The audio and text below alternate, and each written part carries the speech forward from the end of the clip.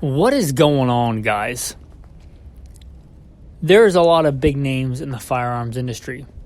We're not going to talk about those today. We're going to talk about lesser thought about, maybe lesser known, still available firearms manufacturers. Some stuff off the beaten path. If that intrigues you, if that gets you interested, stay tuned for this episode of Gunfighter Life, where we talk about guns, gunfighting, tactics, ballistics the right way, with God Almighty at the center. Biblical, Judeo-Christian values, and real-world first-hand experience. Not going to throw in a bio for this one because it's just not relevant, really. I'm going to start off with the one that got me thinking about this, and that's Diamondback. Diamondback has been around a while. My first foray into Diamondback was, I guess in the mid-aughts, I was a cop, police officer, and somebody handed me one of these to try out, and it was way, way before Glock came out with their single-stack 42s and 43s. Way, way before that. I'm talking a long time before that, maybe a decade or more. They had a single-stack, kind of Glock-ish, polymer striker fire du jour, single stack, 9mm, maybe 380. And I tried it out, and it worked fine. It was a fine shooting, small carry gun, and that was Diamondback, way ahead of their time on that. I think they still make those. I saw one in a gun store not that long ago. Fantastic product. Diamondback also makes some other really cool stuff. One of the things that they do that's really cool is they make a revolver that has interchangeable cylinders, 22 long rifle and 22 Magnum. And you might be thinking, big deal. Heritage Rough Riders have that. Big deal. Ruger Wrangler has that. Okay, but those are single action. This is a double action. It looks like a single action, but it's not. It's a double action, 9-shot, and you can swap out the cylinders between 22 long rifle and 22 Magnum. That is unique. That is cool. It's a decent price point.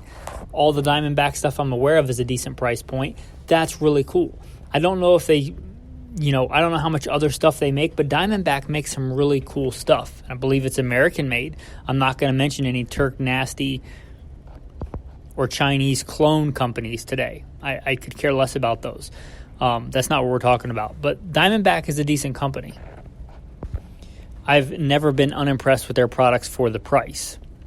So Diamondback is the one that got me thinking about this.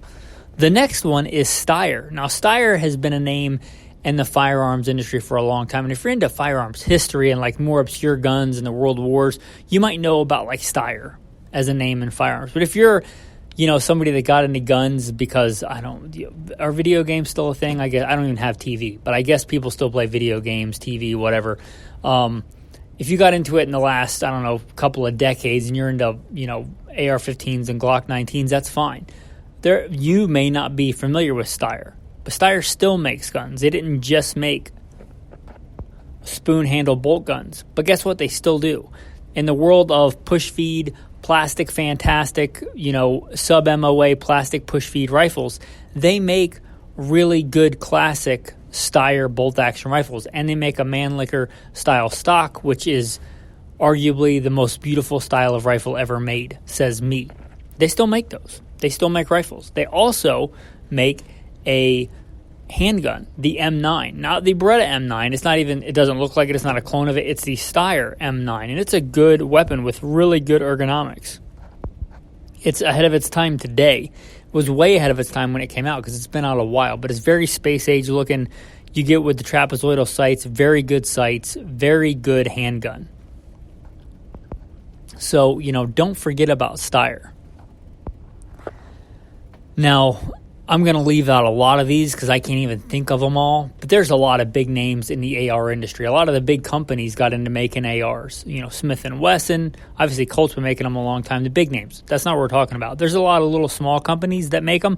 I'm going to talk about just a few here. One is LMT. LMT, most people, I think, unless you're really into ARs, don't know about LMT. But LMT makes some really good, cool guns. They make some really good guns. They even have some military contracts. I believe they make the New Zealand defense rifle, and it's a good rifle. The Mars is a good rifle. It's a good system. LMT, if you're looking for a top-notch but not mainstream AR, LMT might be for you.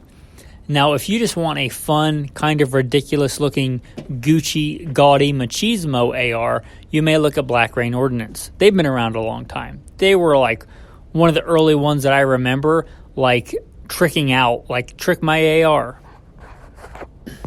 What can we do to this AR to make it look gaudy? And some people, that's your thing. There are guys in Florida that wear, real trigger, mossy oak camo and gold chains. I don't get it, but they do it. If that's your flavor, you might be into Black Rain Ordnance. They make all kinds of ARs with like fluted barrels, all kinds of like nasty looking flash hiders. And by nasty, I mean like aggressive, like hardcore, medieval torture device type stuff. If that's your thing, Black Rain Ordnance, they've been around a long time. They're still around. So if you're looking for something, I guess a polite way to put it is different, Black Rain Ordnance. Another one, Tactical Solutions. They make a lot of accessories. If you're into like Steel Challenge and real fast rimfire type competitions, you probably know Tactical Solutions. If you're not in that world, you may not know about them. But if you want a really good premium Ruger 1022 or a really good, aftermarket thing for rimfire stuff like the Ruger Mark series, they have that.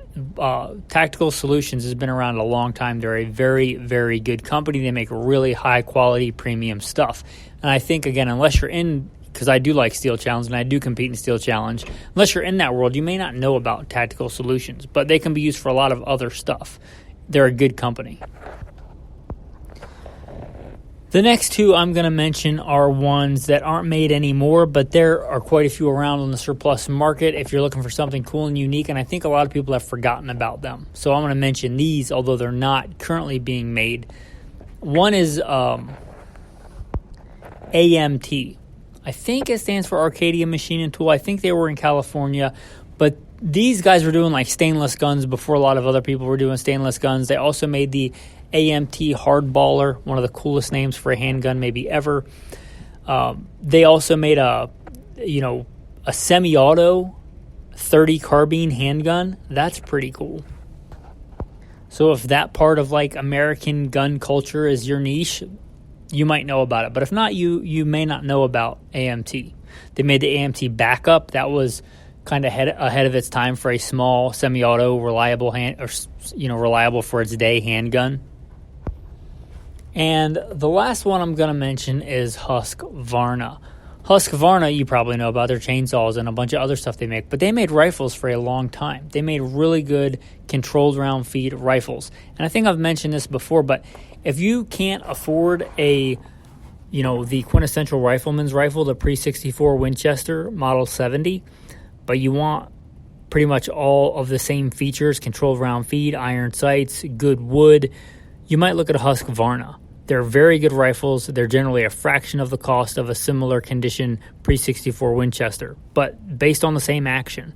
The Winchester Model 70 is based on a Mauser action. The Husqvarna is based off the Mauser action. They're both very good guns. The Husqvarna rifles, they also made some other really much older, more obscure rifles, but the common ones are going to be those Mauser-based rifles, and they're very good. So these are some of the maybe lesser thought about, forgotten manufacturers I wanted to throw a shout out to. There's probably a bunch of others I didn't mention. If you have some, throw them out here. Let's hear about them. I'm sure you can find out a way to comment or contact. I'm not going to insult your intelligence. Your tactical tip of the day. If you've been shooting any amount of time, you probably have shot CCI mini mags. You're probably familiar that the classic thing a CCI mini mag comes in is a 100-round sleeve, a little plastic container where each round is held suspended individually. That's great because they don't get beat up. It's a great container. But when you're done with the container, you can pry out the little individual circles in there. Just they easily pop out. And then you have a hard plastic container.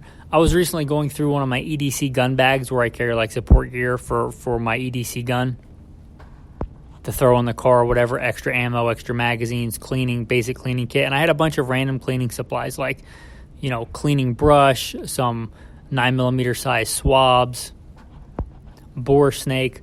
Instead of those just all bouncing around in there loosely, I looked for what I had near the reloading bench, and that happened to be an empty CCI mini mag case. Well, I popped the insert out and I put all that stuff in there and closed it. Now I have a hard case that is going to keep a lot of dirt and nasty stuff off of the cleaning materials, and I already had it. It was free. So there's a good tactical tip for you. Your tactical verse of the day. How about commandment number 3? You shall not take the name of the Lord your God in vain, for the Lord will not hold him guiltless who takes his name in vain. Just because everybody else does it doesn't mean you can do it. Christian. You shall not take the name of the Lord your God in vain, for the Lord will not hold him guiltless who takes his name in vain. Thanks for listening, and have a blessed day.